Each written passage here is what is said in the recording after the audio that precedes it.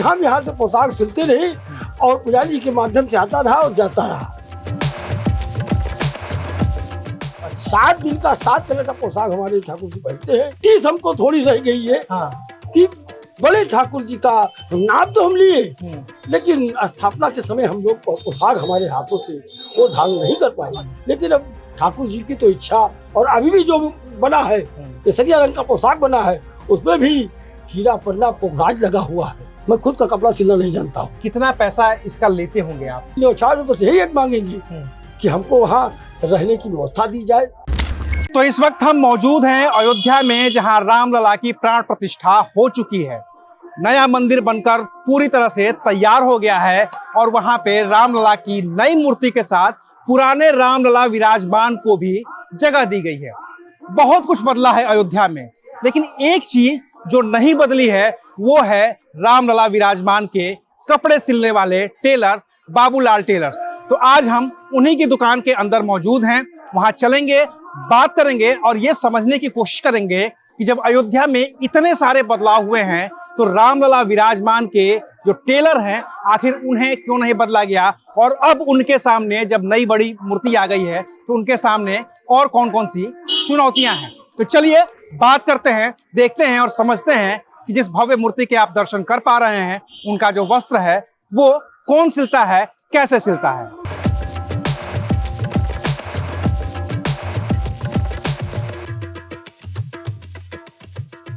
तो हम उस दुकान में मौजूद हैं जहां पर अयोध्या में रामलला विराजमान के कपड़े बनते हैं।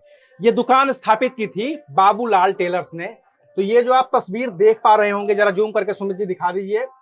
ये बाबूराम जी हैं जिन्होंने इस दुकान की स्थापना की थी और इन्होंने ही रामलला विराजमान के कपड़े सिलने का काम शुरू किया था। लेकिन अभी जो दुकान पे मौजूद हैं हम उनसे बातचीत करेंगे, उनसे जानने समझने की पूरी कोशिश करेंगे कि आखिर रामलला विराजमान के कपड़े कैसे बनते हैं और जो नई मूर्ति स्थापित हुई है उनके कपड़े अब कैसे बनेंगे। जी नमस्ते। जय श्री राम। जय श्री राम। क्या नाम है आपका? हमारा नाम है शंकर लाल श्रीवास्तव। शंकर लाल श्रीवास्तव जी। जी हाँ। और ये आपके पिताजी हैं? हाँ, श्री बाबूलाल श्रीवास्तव। बाबूलाल श्रीवास्तव जी।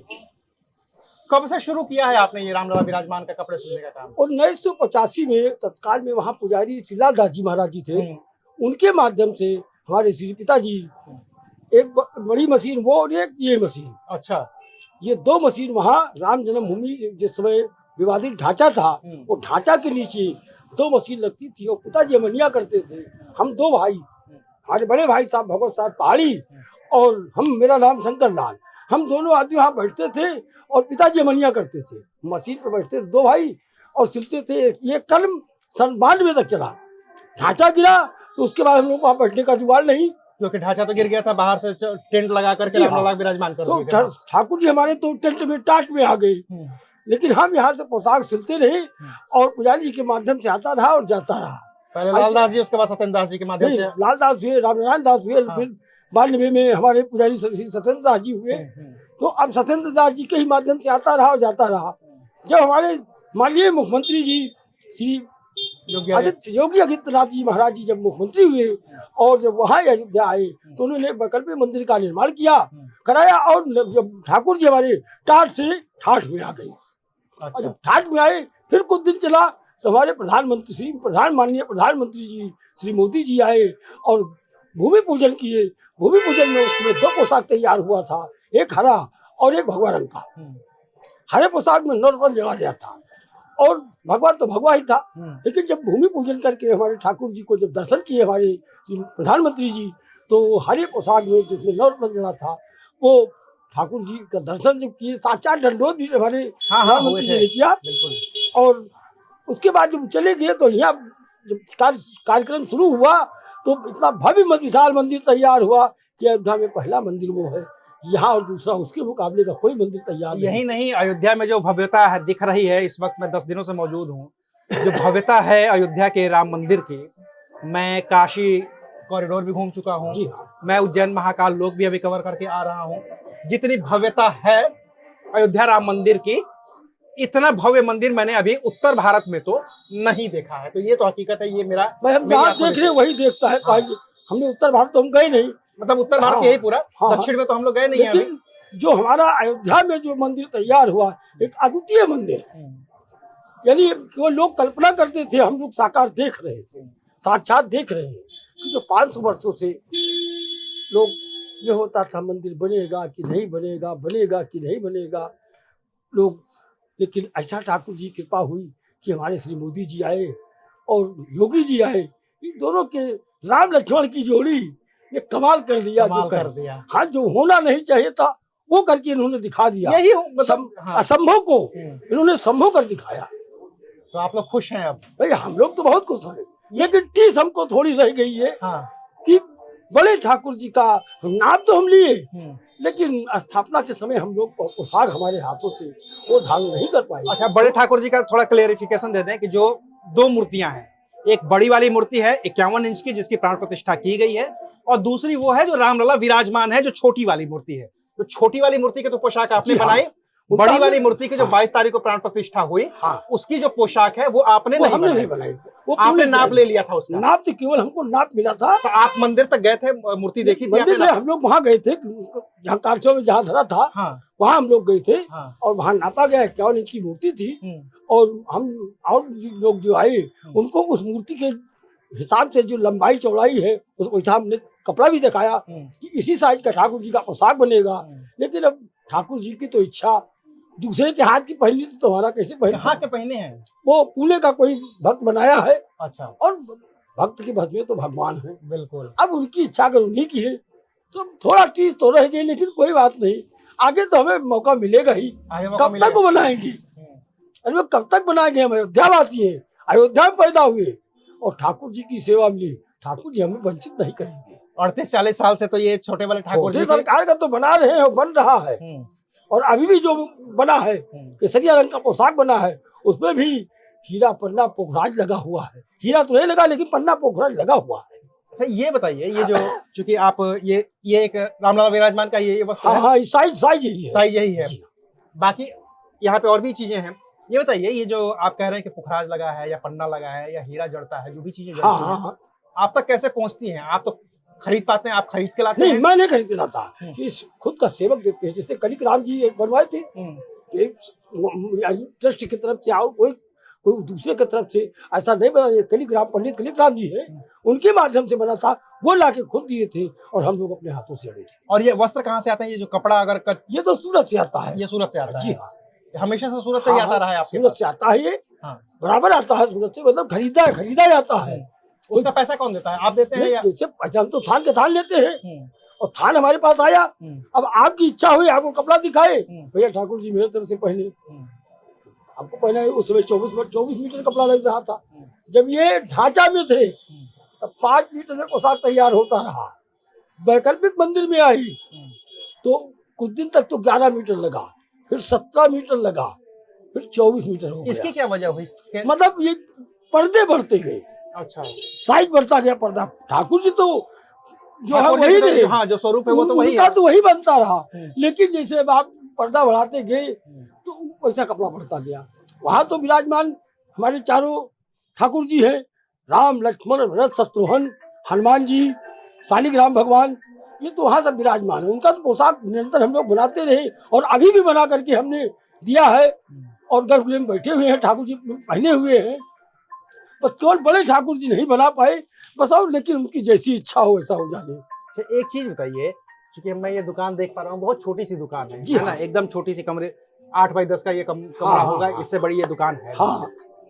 रामलला विराजमान हो गए, नई मूर्ति भी बन गई, आपके जीवन में क्या बदलाव आया? ये कितना पैसा इसका लेते होंगे आप रामलला के? जैसे रामलला का जो पोशाक बनता है, जैसे सरकारी पहले बनता था, सरकार यानी जो वहाँ का रिसीवर था, रिसीवर के माध्यम से जो पुजारी जी को आता था, हम लोग यहाँ से रसीद देते थे, और रसीद से बन करके हम लोग को 1100 रुपये मिलता रहा। अच्छा, एक कपड़ा एक सेट का 1100 रुपये आपको मिलता है? 7 सेट बनता है, 7 दिन का 7 कलर का।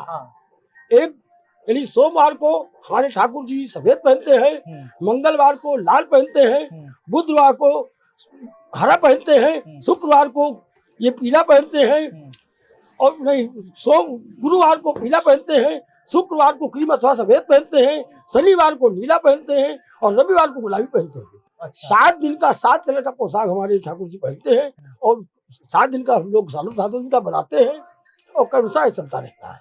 एक चीज बताइए कि जैसे मान लीजिए कि ये एक बार ठाकुर जी ने पोशाक पहन ली, जी हाँ। अब ये पीला है तो गुरुवार को इन्होंने ये पोशाक पहन ली, हाँ तो फिर ये गुरुवार को अगले गुरुवार को फिर यही पोशाक काम आएगी। हाँ, हाँ। कितने दिन तक चल जाती होगी ये पोशाक, कितनी बार देखिए, साल में कोई कितनी बार सिलाई होती होगी? देखिए भैया, इसकी कोई निश्चित नहीं है। सरकार की तरफ से तो केवल 7 सेट बनता था, साल भर के लिए, साल भर के लिए। साल भर के लिए 7 सेट। केवल रामनवमी के अवसर पर, जब चैत्र रामनवमी आती थी, जन्मदिन, हाँ जन्म के अवसर पर केवल 7 सेट पोशाक बनता था। अच्छा। लेकिन जब से भूमि पूजन हुआ तब से भक्त लोग ज्यादा बनवाना शुरू किए और बराबर बन रहा है और ठाकुर जी हमारे धारण कर रहे हैं। तो भक्त कितने पैसे देते हैं? आप कुछ मांगते होंगे देखिए, जैसे कि भक्त से न्यौछावर कहा जाता है। अच्छा। सिलाई न उनका हम मांग पाएंगे और न वो दे पाएंगे। तो कोई भक्त 5100 रुपया भी दे जाते हैं, कोई भक्त 4100 रुपया भी अब दे वो जाते आस्था हैं। की बात हो गई उनकी। जी हाँ। उनकी और श्रद्धा, उनकी न्यौछावर श्रद्धा, हाँ। और न्यौछावर में क्या मिलता है ये कोई नहीं जानता है। जैसे ये आप देखिए, आप क्या नाम है, दीनबंधु मंदिर आप देखिए, अस्पताल है, उसके बगल में परमहंस आश्रम है। जब स्थापना हुआ ठाकुर जी का पोशाक मैं बनाया और मैं खुद वहाँ, यानी दर्जी को अवसर मिलता है, यहाँ तो अवसर नहीं मिला, लेकिन वहाँ दर्जी को हर जगह जहाँ भी ठाकुर जी की स्थापना होगी वहाँ दर्जी को पहनाने का अवसर मिलता है। तो हमने ठाकुर जी को स्थापना में अवसर मिला पहनाए, तो हमको एक अंगूठी मिली सोने की, सोने की अंगूठी, एक जियो का मोबाइल, ये हमें न्यौछावर मिला। सिलाई जो मिला उसकी तो बातें नहीं, उससे कोई लेना देना नहीं।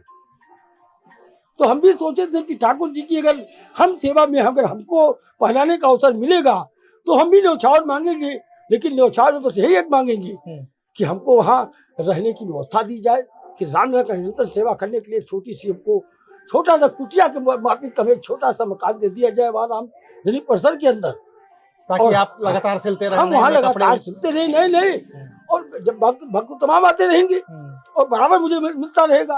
अब वैसे सरकारी जैसे वेतन पुजारियों का, ऐसे हमारा वेतन कर दिया जाए और निरंतर हम सेवा में लगे रहे। तो आपका कोई वेतन निश्चित नहीं है? नहीं, हमारा कोई वेतन निश्चित नहीं है। तो आप साल में 7 कपड़े बना के दे दिए, अभी तक का तो जो क्रम यही था। हाँ। तो 1177 रुपया सरकारी मिला है। हाँ। और बाकी जो भक्त देते हैं वो तो भक्त से कोई गिनती नहीं है और न गिनती है कि कितना बनता है। किसी और के भी कपड़े बनाते हैं क्या जब खाली वक्त होता है तो? हाँ, जैसे आप देखिए सरजू मंदिर पहले श्री गणेश सरजू जी से करते हैं। अच्छा। सरजू मंदिर का माता जी का बनता है। फिर नागेश्वर नाथ आप देखिए, नागेश्वर नाथ का बनता है। काले राम मंदिर का बनाते हैं, हनुमत का बनाते हैं, हनुमत निवास का बनाते हैं, विभूति भवन का बनाते हैं। इधर आप बड़ी मतलब अयोध्या के तमाम मंदिरों के बनाते हैं। हाँ, जानकी महल का बनाते हैं। इधर आपके हनुमान बाग का बनाते हैं, हनुमान वाटिका का बनाते हैं। इधर यहाँ पंडित जी के बल्लभा कुंज का भी बनाते हैं, राम कुंज का बनाते हैं। मतलब गिनती कितना गिनाए। मतलब सिर्फ मंदिरों के बनाते हैं, आम हमारे लोगों का यहाँ कोई कपड़ा नहीं? हमारे यहाँ केवल मंदिर का ही ठाकुर जी का पोशाक बनता है और साधु की चौबंदी। अच्छा। हमारा गृहस्थी काम नहीं है, ब्लाउज पैंट भूषण सिलना नहीं जानते। अच्छा। हमारे जो बच्चे हैं ये खुद का जो बनवाते हैं, दूसरे टेलर से बनवाते हैं और पैसा दे करके हमारे सब बच्चे पहनते हैं। अच्छा। मैं खुद का कपड़ा सिलना नहीं जानता हूँ, क्योंकि हमारी दुकान पे आज से यही रहा कि हमारे ठाकुर जी की पर बाबा हमारे वो भी ठाकुर जी का सेवा करते रहे और पिताजी तो रामलला का सेवा करते रहे। तो हमारे निरंतर यही ठाकुर जी की सेवा चला, इसलिए हम लोग सीखे भी नहीं। अच्छा। कभी ये सब ख्वाब नहीं आया कि हम रामलला के कपड़े बना रहे हैं, रामलला विराजमान के कपड़े बना रहे हैं, अपना घर भी थोड़ा बड़ा कर लें, दुकान थोड़ी बड़ी कर लें, थोड़ा बेहतर कर लें? और एक होता है ना कि भाई जैसे जैसा समय आप चूंकि 85 से बना रहे हैं, 38 साल करीब हो गए आपको बनाते हुए। आपके पिताजी ने ये काम किया, आपने ये किया, क्या आपके बच्चे भी इस काम में लगे हैं? अभी बच्चे तो हमें लगे हैं, हल्का फुल्का काम कर रहा है बच्चा हमारा, लेकिन कक्षा 10 अब की पढ़ रहा है। अच्छा। लेकिन कक्षा 10 के आगे हम नहीं पढ़ाएंगे, हमें डॉक्टर इंजीनियर नहीं बनाना है। अच्छा। जैसे हमारी परंपरा चलती आई है ठाकुर जी की सेवा करते निरंतर, वैसे हम अपने बच्चे को भी लगाएंगे और उसको भी सेवा में ठाकुर जी। क्या बच्चा इससे खुश होगा कि चूंकि आपने तो कम में गुजारा कर लिया, मान लीजिए बच्चे गुजारा कर पाएंगे क्या उस? अब ये तो ठाकुर जी जैसा उनकी इच्छा हो जाने सरकार, लेकिन ठाकुर जी जैसी व्यवस्था होगी वो ऐसा करेंगे। और सेवा लेना है तो लड़के को लगाना ही लगाना है।